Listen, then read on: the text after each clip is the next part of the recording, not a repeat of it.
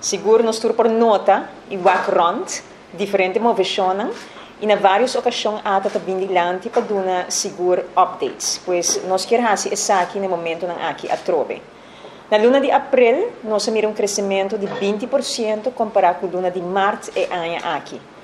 Para estar específico, nós recebemos total de 58.774 turistas na luna de abril. Nós sabemos que nós abrimos fronteira na ano passado, julho, para diferentes mercados turísticos. Se nós vamos julho até abril de ano aqui, pois incluindo o resultado de abril, nós podemos concluir que nós recebemos um total de 310.000 visitantes desde a reapertura de nossa fronteira. Também nós sabemos que o caso positivo de Covid pode nos visitantes a queda relativamente rápido abaixo desde o momento que nós abrimos fronteira para turismo na Aruba. Isso aqui está atribuível a diferentes fatores. Seguro é que Aruba seguro implementar um manejo de 100% teste para os visitantes, pois queremos que você apresentar o resultado negativo de Covid para o meio que você visitar, ou você faz o teste aqui para confirmar que você é negativo na hora que você chega a Aruba. Isso aqui segura conduzir no limite de quantidade de casos positivos.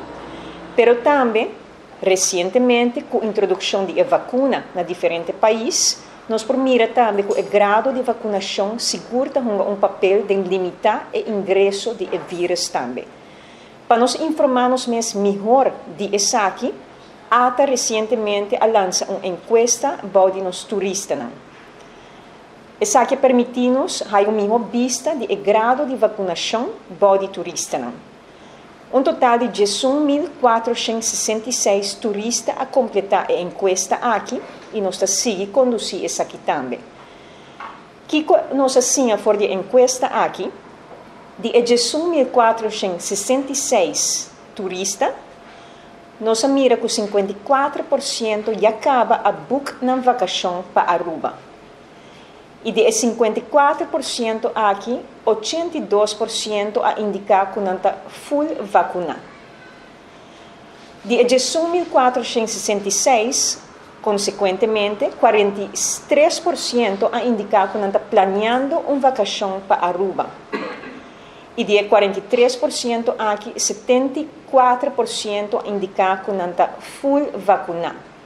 Pois vou premiar também e antecipar que a hora que estão aqui, que está planeando uma vacação, verdadeiramente realizando um viagem, o grau de vacinação está mais alto, até me quer que é 74% que não está indicado.